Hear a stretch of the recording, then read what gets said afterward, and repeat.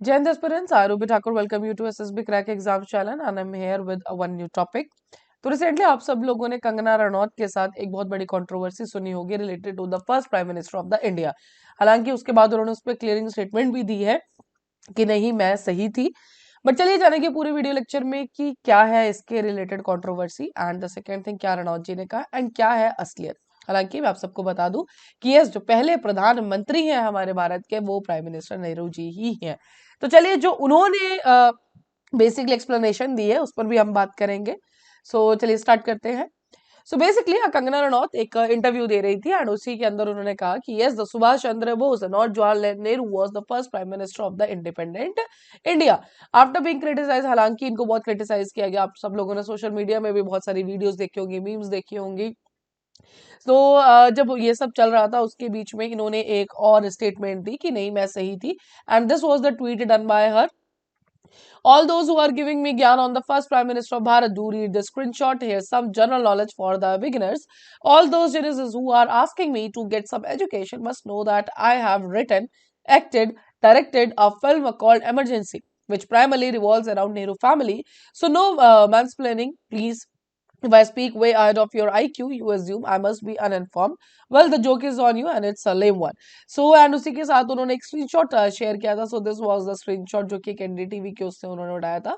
So, the freedom fighter popularly known as the Netaji had on October 21, 1943 formed a government of Azad Hind in Singapore. Subhash Chandra Bose declared himself as the Prime Minister, the head of the state, and the Minister of War while the announcement came in during the World War II.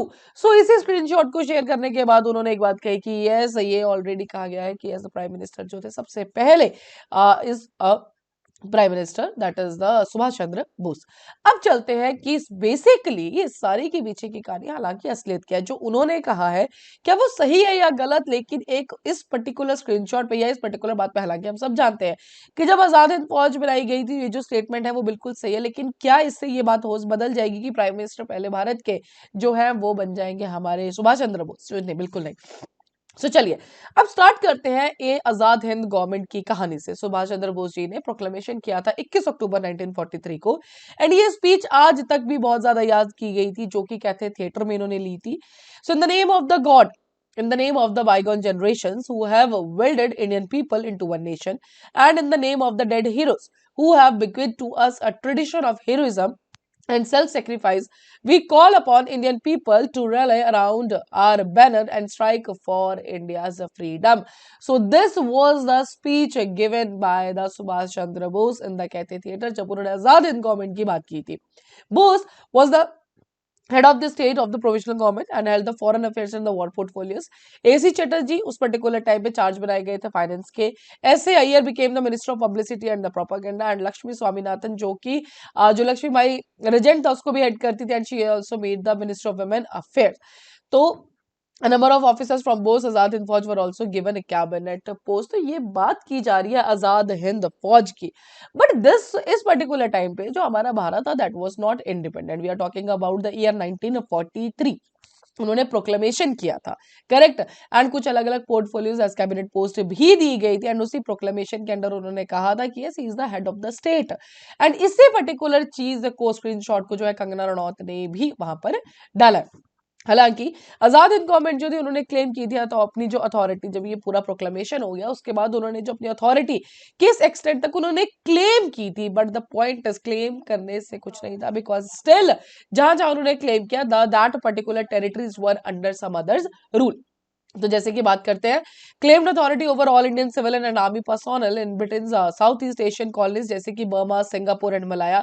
तो इस particular area तक उन्होंने claim किया। But the point is they can not claim into the territories. हालांकि बात ये थी कि जो वहां पे भारतीय लोग रह रहे थे ये उनको वो अपने बैनर के नीचे लेके आना चाहते थे। So which had fallen into the Japanese hands during a world war 2। It also claimed prospective authority over all Indian territory that would be taken by Japanese forces and Bose Azad Fauj as they attacked British India's north eastern frontier. Because हम सब जानते हैं मणिपुर तक north east तक ये पहुंच चुके थे जिस पूरे एरिया पे ये क्लेम कर रहे थे। बट ये टेरिटरीज अभी भी जापानीज फोर्सेस ब्रिटिश फोर्सेस के अंडर थी। So still they can not से बट ये दे वर क्लेमिंग कि ये हमारा है एंड मतलब जो वहां के भारतीय पीपल है उनसे वो बात कर रहे थे। So it obtained de jure control over a piece of Indian territory when Japanese handed over Andaman and Nicobar Island in late December 1943। तो de facto military control was not relinquish, हालांकि दे दी गई थी उनको, बट लेकिन जो अभी भी जो वहां पे उस पर्टिकुलर एरिया में जब बात करें अंडमान एंड निकोबार आइलैंड की, तो वहां पे जो मिलिट्री थी अभी भी जापानीज मिलिट्री ही वहां पर सब कुछ संभाल रही थी। So the government also handed out citizenship to Indians living in the south east Asia and अकेले वहां पे 30,000 लोगों को जो है वहां पे अकेले जो मलाया वाले रीजन से थे उनको सिटीजनशिप की गई थी। This was all done, but the point is अभी भी एक फैक्ट यहाँ पे है कि स्टिल जो टेरिटरी के ऊपर कंट्रोल था वो किसी और का था, it was not with the India. Diplomatically Bose government was recognised by the axis powers, हालांकि कुछ लोगों ने इसको रिकॉग्नाइज भी किया था आजाद हिंद फौज को, जैसे कि एंड देयर सैटेलाइट जैसे Germany, Japan, Italy as well as the Nazi and Japanese puppet states, Croatia, China, Thailand, Burma, Manchuria and the Philippines. Immediately after its formation Azad Hind government declared war on the Britain and the United States. ऐसा नहीं है इनको recognition भी मिला, but इन्होंने as soon as जैसे ये particular आजाद हिंद फौज को बनाया गया था, साथ ही इन्होंने वॉर भी लॉन्च कर दिया था। सो ये थी स्टोरी आजाद हिंद फौज की। लेकिन क्या ये सिर्फ पहली बार ऐसा था कि इस तरह की कोई प्रोविजनल गवर्नमेंट बनाई गई थी? नो, दादर और भी हमें कुछ ऐसे एग्जांपल्स देखने को मिलते हैं, जैसे कि सेंट्रल तिब्बतन एडमिनिस्ट्रेशन जो कि धर्मशाला से फंक्शन करता था। So setting up the provisional governments and governments in exile has long been a way for resistance movements to gain a political legitimacy. So for example, Central Tibetan administration in Dharamshala, the very purpose of this government is exile to challenge the legitimacy of the Chinese occupation of Tibet. So yes, we are talking about this particular Central Tibetan administration. So yes, China के खिलाफ एक अपना political legitimacy लेने के लिए and Chinese जो occupation था उस पर्टिकुलर टाइम पे जो उन्होंने ऑक्यूपाई कर रखा था तिब्बत, उसी के खिलाफ एक आवाज थी। हालांकि इस पर्टिकुलर सेंट्रल तिब्बत एडमिनिस्ट्रेशन का भी एक अपना खुद का प्राइम मिनिस्टर था, वो फंक्शन करते थे, correct. So this was also a type of a parallel government जो कि क्लेम करती थी कि वो रिप्रेजेंट कर रहे हैं will of the Tibetan people. So the CTA keeps flame of the resistance burning even when brutal repression and government sponsored her migration in Tibet has made things difficult. So yes, this was also provisional government, इसका भी अपना खुद का prime minister था। तो क्या इससे एक और फैक्ट बन जाएगा कि ये जो प्राइम मिनिस्टर है वो एक और प्राइम मिनिस्टर निकल के आ जाएंगे? नहीं, बिकॉज दीज आर ऑल जो है ये अलग अलग प्रोविजनल गवर्नमेंट्स ऐसी बनती रहती है। हालांकि हमें और भी एग्जांपल्स देखने को मिलते हैं, but this will not change the fact कि इस पर्टिकुलर टाइम पे क्लेम किया जा रहा था, लेकिन ये टेरिटरीज अभी भी किसी और के कंट्रोल के अंदर थी।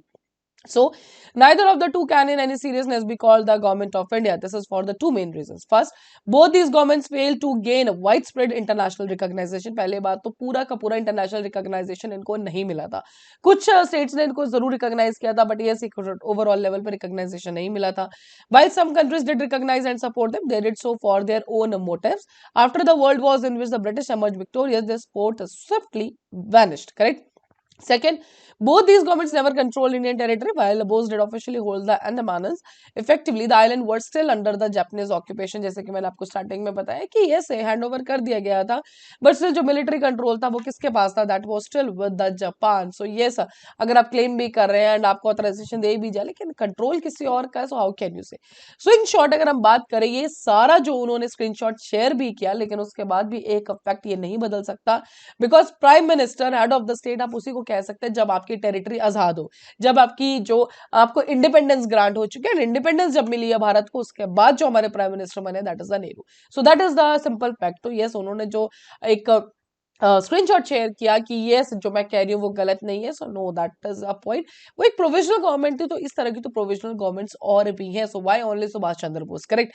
So that was all with this particular update. I hope you अब आप सबको क्लियर हो गया होगा कि क्या थी कंट्रोवर्सी, वो तो आपको पता था, बट यस उनका जो ये स्क्रीनशॉट आया था उसके बाद आजाद हिंद फौज के ऊपर, so yes that can not be claimed.